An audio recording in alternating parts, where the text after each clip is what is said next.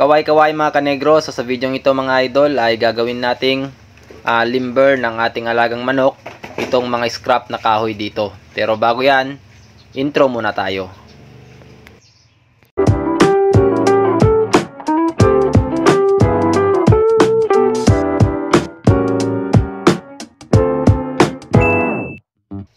Ayun nga mga kanegro, sa video ito ay gagawa tayo ng kulungan ng ating mga alagang manok gamit ang mga scrap na kahoy. So kesa itapon o di kaya sunugin mga idol, ay naisip ko na gawin na lang itong kulungan para hindi masayang at mapakinabangan pa natin. Yung mga kahoy na to ay mga tira-tira or yung mga scrap na nanggaling sa ating pinagawang extension ng ating kusina. At ayan nga, itong ginagawa ko ngayon, yung pinupukpok ko ngayon, ito yung lalagyanan nila or tray nila dati ng semento. Kaya binabagbak ko yung semento mga kanegro bago natin gamitin. So para mapadali yung pagbabagbak ng semento dito mga kanegro, time lapse na muna tayo.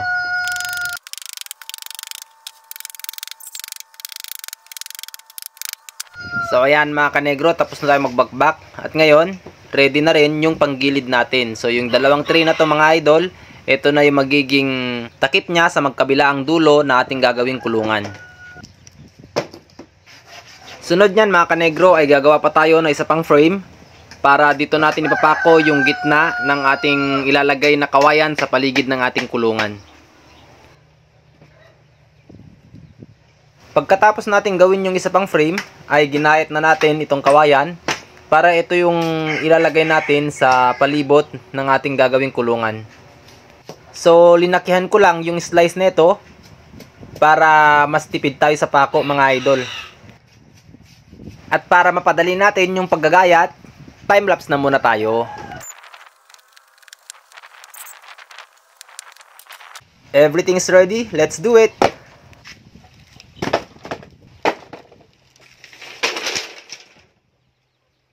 Since nakanda na lahat ng mga gamit mga idol, ay ipapako na natin ang ating ginayat na kawayan dito sa ihinanda nating mga frame.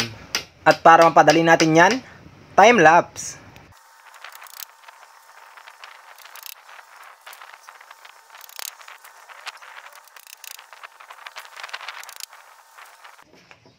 Next mga kanegro, tapos na natin ipinako yung mga kawayan dito sa frame natin. Ngayon naman, kinorte ko yung plywood mga idol para ito yung magiging pintuan ng ating kulungan. Ikinabit ko na rin ito mga kanegro at ang bisagra natin dito ay rubber or yung tsinelas mga idol na pinaglumaan natin. O diba? Napakahusay. Kung iisipin mga kanegro, pang basura yung mga to, pero kaysa bumili tayo ng limber na worth 300 to 500, kung meron naman kayong scrap ng mga kahoy at mga kawayan dyan mga kanegro, mas okay na gawin na lang ninyo itong limber. Mas matibay pa ito kaysa mga limber na nabibili sa mga poultry supplies. Bukod sa nakakasiguro ka na matibay ito, less consumo, nakatipid ka kanegro. Ngayon mga kanegro, lagariin na lang natin yung mga sobrang mga kawayan para maging pantay-pantay naman kahit paano mas magandang tignan. At bago ko sa inyo ipapakita yung kabuuan ng ating ginawang kulungan mga kanegro ay pakitap lamang po ang like and share button.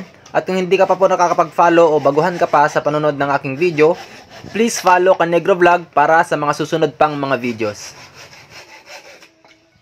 Tapos na yung DIY limber natin kanegro, ngayon naman ayusin lang natin yung paglalagyan natin sa kanya.